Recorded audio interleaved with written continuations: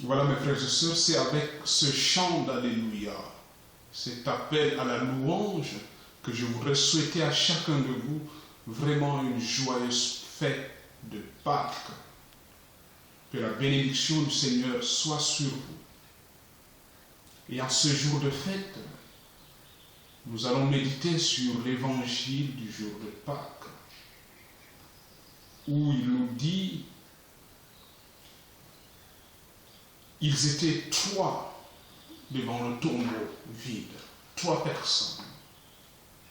3 témoignent déconcertés de ce que l'oreille n'a jamais vu, de ce que les yeux n'ont jamais vu, de ce que l'oreille n'a jamais entendu. 3 figures aussi de la charité, de la foi et de l'espérance que la résurrection du Christ a rendue victorieuse. La première arrivée au tombeau est une femme, Marie-Madeleine. Elle s'est levée de beau matin, tôt le matin, bien avant le soleil. J'imagine toute vêtue de noir. Elle a traversé Jérusalem encore endormie.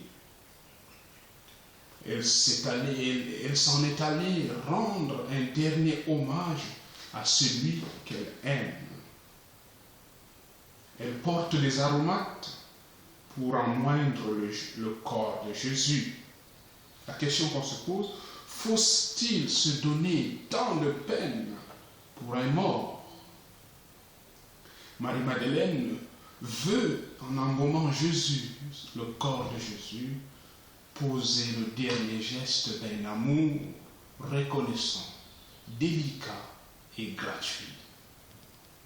Et c'est pourquoi elle est pour nous, mes frères et sœurs, la figure de la charité, la figure de l'amour. Elle nous apprend à croire en l'amour, à persévérer dans l'amour en toutes circonstances.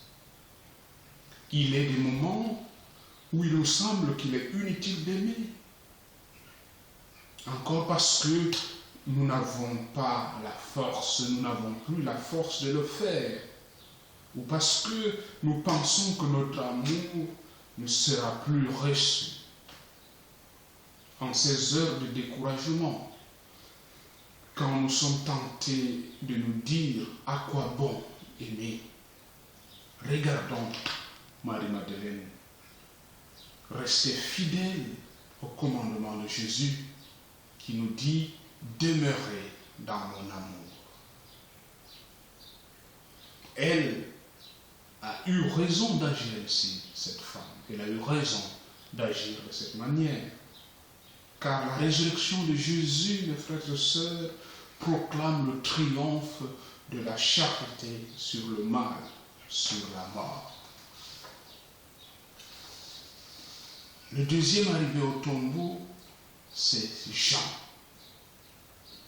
Il court vers le tombeau avec tout l'élan de sa jeunesse, laissant loin derrière lui Pierre, un peu plus âgé et essoufflé. Arrivé au sépulcre, l'Évangile nous dit: il voit et il croit. Mais que voit-il? Rien. Justement rien. Il ne voit rien, car le tombeau est vide. Mais ce rien lui suffit pour croire en la résurrection du Christ. Le tombeau est ouvert et les linges sont pliés.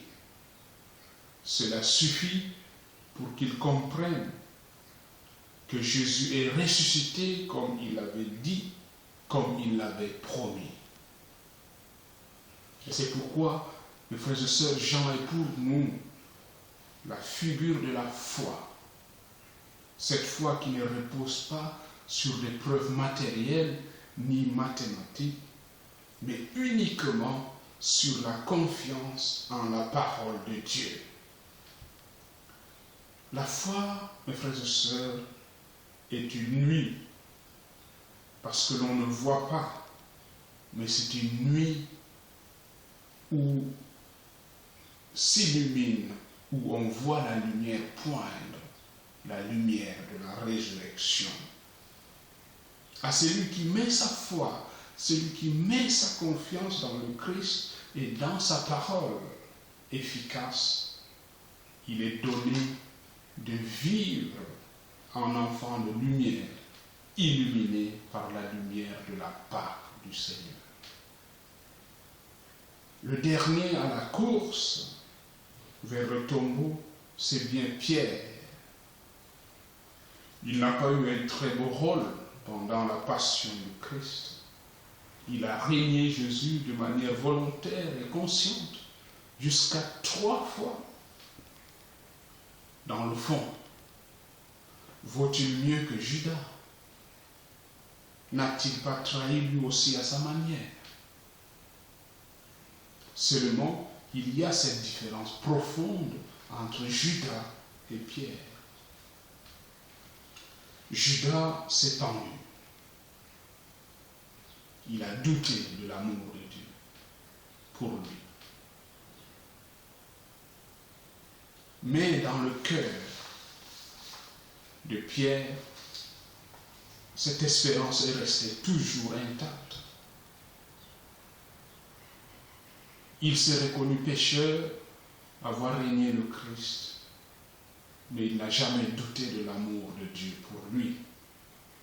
À l'aube de Pâques, devant le tombeau vide, il sait qu'il a eu raison d'espérer malgré son péché, d'espérer contre toute espérance. Plus tard, sur le lac de Tibériade, Jésus lui dira 3 fois, « Prends soin de mes brebis » en écho à ses régnements. Et au jour de Pentecôte, c'est lui, Pierre, et pas un autre, qui témoignera devant tout le peuple de l'espérance de Pâques. Et c'est pourquoi Pierre est pour nous, mes bien-aimés, la figure de l'espérance. Bien souvent, notre péché nous conduit dans des impasses dont nous ne savons pas comment en sortir. Et pour nous sauver de ce péché, il a fallu la croix du Christ. Mais la résurrection de Jésus nous montre que Dieu ne se résigne pas à la mort, ni au péché. Rien n'est jamais fini pour Dieu. Rien n'est jamais fini pour Dieu, les bien-aimés. Notre Dieu est le Dieu de l'espérance. Il est le Dieu de l'avenir, d'un avenir toujours possible. Comme l'a souligné Benoît XVI, là où il y a Dieu, là est l'avenir. En ce matin de Pâques, les bien-aimés, Marie-Madeleine, Jean et Pierre ont couru jusqu'au tombeau ouvert. Suivons-les. Soyons nous aussi les sentinelles du matin qui témoignent en ce monde que malgré les apparences qui sont contraires à ce qui devrait être, le Christ est vainqueur et que ceux qui l'aiment, ceux qui croient et ceux qui espèrent en lui partagent sa victoire dès maintenant et pour l'éternité. Encore bonne fête de Pâques à tous. Alléluia.